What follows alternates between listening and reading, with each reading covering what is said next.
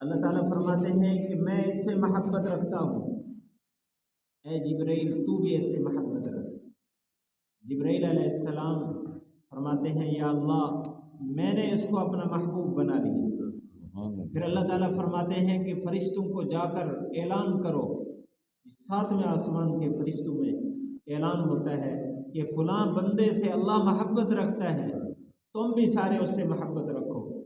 ساتویں آسمان، پھر چھٹے آسمان، پھر پانچویں آسمان، پھر چوتھے آسمان پر، تیسرے اور دوسرے، پھر پہلے آسمان پر اعلان ہوتا ہے، یہاں تک کہ اس زمین پر اعلان کر دیا جاتا ہے کہ فلاں بندے سے اللہ محبت رکھتا ہے، اللہ کے سارے فرشتے محبت رکھتے ہیں، تم بھی اس سے محبت رکھو۔ اور ساری مخلوق سوائے کافر جن اور انسان، انسانوں میں بھی کافر ہیں، جنوں میں بھی کافر ہیں، وہ تو دین کے دشمن ہوئے، تو کافر انسان اور کافر جنوں کے علاوہ سب کے دلوں میں، یعنی انسانوں کے، جنوں کے، اسی طرح درندوں کے دلوں میں اور چیونٹیوں کے دلوں میں، ساری مخلوق کے دل میں اللہ کی محبت رکھ دی، اس بندے کی محبت رکھ دی جاتی ہے، ساری مخلوق اس سے محبت رکھتی ہے۔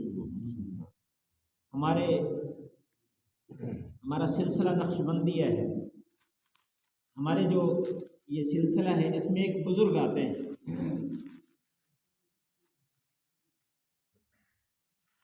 تو وہ ایک دفعہ ان کو ملنے کے لیے، ان کے حالات میں یہ بات لکھی ہے، ان کو ملنے کے لیے ان کا ایک مرید آیا دور دراز تک، تو جب وہ اس کے قریب آیا، گھر کے قریب آیا، معلوم کیا کہ میرے شیخ کہاں ہیں، پتہ چلا کہ وہ جنگل میں لکڑیاں کاٹنے کے لیے گئے ہوئے، گھر میں لکڑیاں ضرورت ہے تو جنگل سے کاٹنے گئے، تو سیدھا جنگل کی طرف روانہ ہو۔ جب وہاں پہنچے دیکھا کہ میرے شیخ سامنے سے آ رہے ہیں، مرشد سامنے سے آ رہے ہیں، یہ ایک سچا واقعہ ہے، سامنے سے آ رہے ہیں اور شیر کے اوپر سوار ہے اور ہاتھ میں گٹھڑ رکھا ہوا ہے شیر کی پیٹھ پر، اور ہاتھ میں انہوں نے سانپ پکڑا ہوا ہے جس کے ساتھ شیر کو ہانک رہے ہیں۔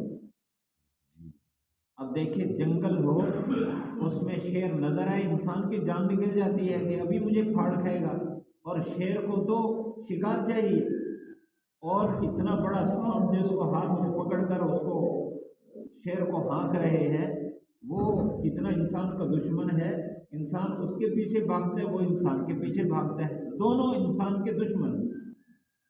لیکن جب مرید نے دیکھا کہ شیخ کی یہ کیفیت ہے تو دور سے پکارا، اے شیخ محترم یہ کس حالت میں میں آپ کو دیکھ رہا ہوں؟ انہوں نے کہا میرے سے تعجب کرتے ہو؟ جب سے میں نے اپنی زندگی اللہ کے نبی کی زندگی کے تابع کر دی ہے، یہ ساری مخلوق مجھ سے محبت کرتی ہے۔ سبحان اللہ۔ اب اس کے بعد یہ کیفیت، تو ساری مخلوق اس سے محبت رکھتی ہے، ساری مخلوق فرما برداری کرتی ہے۔ ہمارے پیارے محبوب صلی اللہ علیہ وسلم کے شاگردوں میں سے ایک شاگرد ہیں جن کا نام عبداللہ ابن عمر، حضرت عمر رضی اللہ تعالی عنہ کے صاحبزادے، ایک دفعہ جا رہے تھے عمرے یا حج کے سفر میں مدینہ منورہ سے مکہ مکرمہ کی طرف، راستے میں دیکھا جنگل میں لوگ جمع ہیں، جب قریب گئے پوچھا بھئی یہ لوگ کیوں کھڑے ہیں؟ بتایا گیا کہ آگے راستے پر شیر بیٹھا ہے، پرلی طرف بھی لوگ کھڑے ہیں اس کے ڈر سے، اور اس طرف کے لوگ بھی کھڑے ہیں اسی کے ڈر سے، یہ راستے سے ہٹ نہیں رہا اور صبح سے یہاں بیٹھا ہے۔ حضرت ابن عمر رضی اللہ تعالیٰ عنہ اپنی سواری سے اترے، ان کے شاگرد تھے مجاہد ان کا نام تھا، تو انہوں نے کہا کہ اے عبداللہ آپ کو پتہ ہے آگے شیر بیٹھا ہے؟ انہوں نے کہا مجھے پتہ ہے، شیر کی طرف چل پڑے۔ لوگوں نے کہا حضرت شیر بیٹھا ہے، کہتے ہیں مجھے بھی پتہ ہے شیر بیٹھا ہے۔ چلے گئے شیر کے پاس، جا کر اس کے کان سے پکڑا اور مروڑا اور ایک تھپڑ لگایا کہ ایمان والوں کا راستہ روکتا ہے۔ خاموشی سے شیر اٹھا اور روانہ دیا جنگل کی طرف، راستہ کھل گیا۔ یہ ایک حقیقت ہے کہ جنگل کے شیر اور درندے بھی ایمان والے سے محبت رکھتے ہیں جب ایمان والے کی زندگی آپ صلی اللہ علیہ وسلم کے طریقے کے مطابق ہو۔ یحببکم اللہ، اللہ اس سے محبت رکھتا ہے، پھر اللہ کی ساری مخلوق اس سے محبت رکھتی ہے۔ ہم تذکرہ سنتے ہیں اولیاء اللہ کا، بایزید بستامی رحمۃ اللہ علیہ، بابا فرید رحمۃ اللہ علیہ، کتنے بزرگوں کے نام ہم سنتے ہیں، جب ہمارے سامنے نام آتا ہے تو ہمارا دل موم ہو جاتا ہے، ہمارے دل میں محبت آ جاتی ہے۔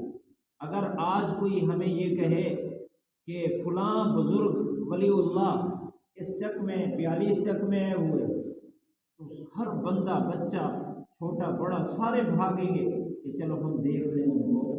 اگر کسی کو خواب میں بھی ان بزرگوں کی زیارت ہو جائے کسی کی، تو وہ خوشی سے پھولا نہیں سمائے گا کہ رات مجھے فلاں بزرگ کی زیارت ہوئی، فلاں ولی کی زیارت ہوئی، حالانکہ نہ ہمارے رشتہ دار لگتے ہیں وہ، نہ ہمارے اوپر انہوں نے کچھ خرچ کیا، نہ ہمیں زمین الاٹ کی ہے، نہ ہمارے لیے وہ دکانیں چھوڑ کر گئے ہیں۔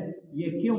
اس لیے کہ وہ اللہ کے محبوب تھے، تو اللہ تعالیٰ نے سب کے دلوں میں ان کی محبت ڈال دی۔ تو جس کی زندگی سنت کے مطابق ہوگی، اللہ سب کی محبت اس کے دل میں، سب کے دل میں اس کی محبت ڈال دے گا۔ یہ تو جاندار چیزیں ہیں۔ جس کی زندگی اللہ کے نبی صلی اللہ علیہ وسلم کے طریقے کے مطابق ہو جائے، غیر جاندار چیزیں بھی اس سے محبت رکھتی ہیں، اور اس کا اللہ کے ساتھ ایسا کنیکشن ہوتا ہے۔ اسی روایت میں جو میں نے بخاری شریف کی آپ کے سامنے رکھی، اسی کے آخر میں ہے کہ یہ بندہ اللہ کے اتنا قریب ہو جاتا ہے، جب اللہ کے سامنے ہاتھ اٹھاتا ہے اللہ اس کی دعا رد نہیں کرتا، دعا قبول کر لیتے ہیں۔ حضرت عمر رضی اللہ تعالیٰ عنہ کے دور خلافت میں آپ نے ایک لشکر بھیجا تھا، یہ ایران جو کسرا تھا اس کے ساتھ مقابلے کے لیے۔ یہ سپر پاور تھا اس وقت، جس طرح امریکہ آج سپر طاقت ہے کہ سب پر وہ غالب ہے، اس وقت یہ ملک، یہ آتش پرست لوگ تھے، آگ کی پوجا کرتے تھے، تو یہ سپر پاور تھے، ان کے ساتھ مقابلہ بڑا مشکل تھا۔ تو حضرت عمر بن عاص رضی اللہ تعالی عنہ کو امیر بنا کر حضرت عمر رضی اللہ تعالی عنہ ان کے مقابلے کے لیے بھیجا۔ پہلے روم فتح کیا، شام فتح کیا، مصر فتح کیا، اس کے بعد پھر ایران کے پاس آئے۔ جو امیر تھا وہ بدل گیا، علا الحضرمی رضی اللہ تعالی عنہ، یہ تابعی ہے، تو ان کو امیر بنایا گیا۔ پتہ چلا کہ ایران کی فوج مقابلے کے لیے سامنے آئی ہوئی ہے، دریا پار آئی ہوئی ہے۔ اب یہ پہنچے، اس وقت ان کی حالت یہ تھی کہ ان کے پاس پانی نہیں تھا، جنگل میں پانی کا نظم نہیں تھا، ان کے جو جانور تھے وہ بھی پیاسے، اور سارا لشکر پیاسا تھا، کھانے پینے کے لیے ان کے پاس اشیاء نہیں تھی۔ پانی ہو تو کھانا پکائیں، اور ویسے بھی پانی کے بغیر زیادہ گزارا نہیں گرمی کے موسم میں۔ تو انہوں نے کہا اے امیر محترم، پانی نہیں ہے، اس کا کوئی نظم بنائے۔ اب امیر کیا کرے، وہ بھی تو ایک انسان ہے، لیکن وہ اللہ کا ولی ہے، اللہ کے نبی کا سچا متبع ہے، محب اور سچا عاشق ہے۔ انہوں نے 2 رکعت پڑھی اور اللہ تعالیٰ سے دعا کی، یا اللہ یہ لشکر پیاسا ہے، اس کو سیراب تو کر دے۔ حدیث میں آتا ہے کہ ابھی وہ دعا مانگ رہے تھے، اسی وقت حالانکہ اوپر کوئی بادل، کوئی صورت کوئی نظر نہیں آ رہی تھی، اچانک ہی بادل جمع ہوئے اور بارش شروع ہو گئی، یہاں تک کہ وہاں جو تالاب تھے وہ بھر گئے، اور سب نے اپنے برتن بھر لیے، اور سارے کے سارے سیراب ہو گئے۔ پھر اس کے بعد معلوم ہوا کہ آگے جو لشکر تھا اس کو جب آپ کا پتہ چلا ہے تو وہ لشکر بھاگ گیا، دریا پار ہو گیا، اور کشتیاں انہوں نے ساری توڑ دی ہیں۔ اب اس دریا کو پار کر کے ان کے پاس جانا مشکل ہے۔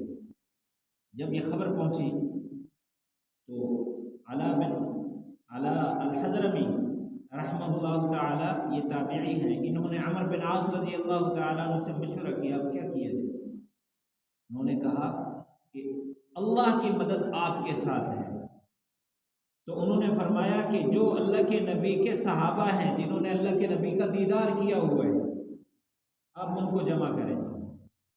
غالباً 7 آدمی کو جمع کیا گیا، 2 رکعت نفل پڑھی اور اللہ سے مانگا یا اللہ دشمن بھاگ گیا، ہمیں وہاں تک پہنچا دے، ہمارے لیے اس دریا کو تابع کر دے۔ دعا مانگنے کے بعد فیصلہ یہ ہوا کہ 7 آدمیوں کو، یہ جو صحابہ کی جماعت تھی، ان کو سواریوں پر سوار کر کے اس دریا کے اندر داخل کرے۔ دریا میں جب ان 7 کو داخل کیا تو دیکھا ان کی سواریاں پانی کے اوپر چل رہی ہیں، ان کے پاؤں بھی پوری طرح تر نہیں ہو رہے۔ تو پھر عمر بن عاص رضی اللہ تعالیٰ نے فرمایا اے امیر لشکر، میں تو یہ آپ کو مشورہ دوں گا، آپ پورے لشکر کو حکم کر دیں، انشاءاللہ یہ نہیں ڈوبے گا۔ انہوں نے کہا او لشکر والو، سارے کے سارے تیاری کر کے سواریوں پر سوار ہو کر گزر جائیں۔ تو پورا لشکر ہزاروں کی تعداد میں تھا، سارا کا سارا پانی کے اوپر سے یوں جا رہا تھا جیسے خشکی پر آدمی سفر کرتا ہے۔ سبحان اللہ۔ راستے میں ایک آدمی نے اونٹ کے کجاوے کے ساتھ لکڑی کا پیالہ باندھا ہوا تھا، تو راستے میں وہ گر گیا، نیچے تھا تو پانی میں ڈوب گیا، باقی تو سارے اوپر چل رہے تھے لیکن وہ پیالہ ڈوب گیا۔ جب پرلے کنارے سارا لشکر پہنچ گیا تو وہ پہنچ گیا امیر کے پاس، امیر محترم میرا تو پرانا ایک پیالہ تھا، بڑا عرصے دراز سے میرا وہ ساتھی ہے، وہ دریا کے حوالے ہو گیا ہے، مجھے تو وہ پیالہ چاہیے۔ انہوں نے جب یہ اصرار کیا تو امیر لشکر نے دریا کو حکم کیا، اور دریا آپ کو پتہ نہیں ہے تیرے نبی کے غلاموں کا یہ لشکر اور جماعت ہے، جلدی کر ہمارا پیالہ واپس کر۔ روایت میں ہے کہ اسی وقت دریا نے ایک چھل ڈالی بہر، تو وہ پیالہ بہر آ گیا، اٹھایا، پوچھا یہی ہے؟ انہوں نے کہا بالکل یہی ہے، واپس ہو گیا۔ اللہ کے نبی کے طریقوں میں اللہ تعالیٰ نے اتنی کشش اور طاقت رکھی ہے۔ ایک تو وہ بندہ اللہ کا محبوب بن گیا اور اس کے بعد ساری مخلوق اس سے محبت رکھنے لگ گئی، یہ اس سنت کی اور اللہ کے نبی کے طریقوں کی کشش اور طاقت ہے۔ اللہ تعالیٰ نے اتنا کمال رکھا ہے، اس لیے فرمایا یحببکم اللہ، اللہ تم سے محبت رکھے گا۔ اور اللہ تعالیٰ پاک ہے، اس کا نام بھی پاک ہے۔ ہم اللہ کے گھر میں آتے ہیں، یہاں ناپاک آدمی نہیں آتا، اللہ کی کتاب ہے، اس کے اوپر لکھا ہوا ہے لا یمسہ الا المطہرون، پاک لوگ اس کو ہاتھ لگائیں۔ یہ کلام پاک، اللہ کی ذات پاک، اللہ کا نام پاک، اللہ کا گھر پاک۔ تو جس کو اللہ اپنا محبوب بناتا ہے اس کو بھی اللہ خود پاک کر دیتا ہے۔ اس لیے فرمایا وَيَغْفِرْ لَكُمْ ذُنُوبَكُمْ، انسان ناپاک ہوتا ہے گناہوں کی وجہ سے، جھوٹ بول دیا زبان ناپاک ہو گئی، کسی غیر محرم کو دیکھ لیا جس کو دیکھنے کی اجازت نہیں، کسی کی ماں بیٹی کو دیکھ لیا آنکھ ناپاک ہو گئی، کسی کو گالی دے دی زبان ناپاک ہو گئی، کسی کو ہاتھ سے تکلیف پہنچائی ہاتھ ناپاک ہو گیا۔ یہ ناپاکی وہ نہیں ہے، اندر کی ناپاکی ہے۔ اب یہ ناپاکی ایسی ہے کہ اس حالت میں اللہ کسی کو محبوب نہیں بناتا، لیکن اللہ کے نبی کے طریقے پر چلنے والا اللہ کا اتنا محبوب بن جاتا ہے کہ اللہ حکم فرما رہے ہیں، اعلان فرمائے یغفر لکم ذنوبکم، اللہ تمہارے سارے گناہ معاف کر دے گا۔ اللہ غفور الرحیم، اللہ تعالیٰ بخشنے والا رحم کرنے والا ہے۔ پھر فرمایا ان کو یہ بھی بتا دو اللہ کی بات مانو، اللہ کے رسول کی بات مانو، اگر تم نے پیٹھ پھیری تو پھر اللہ تعالیٰ کے پسندیدہ نہیں رہو گے۔ فإن اللہ لا يحب الکافرین، کافر سے مراد وہ بھی ہیں جو بالکل انکار کرتے ہیں اور ناشکرے بھی، کہ اللہ نے اتنا بڑا انعام دے دیا ہے اور پھر بھی ناشکری کریں، اللہ پھر نہیں پسند کرے گا تمہیں۔ اس لیے کامیابی کا راستہ یہ ہے کہ میری اور آپ کی زندگی اللہ کے نبی صلی اللہ علیہ وسلم کے طریقے کے مطابق ہو جائے۔ ہمارے دنیا میں سب سے بڑی بادشاہت یہی ہے، اور آخرت کی بادشاہت تو اللہ کے نبی نے فرما دیا میرے ساتھ جنت میں جائے گا، اتنا بڑی بادشاہت۔ اللہ ہم سب کو عمل کرنے کی توفیق نصیب فرمائے۔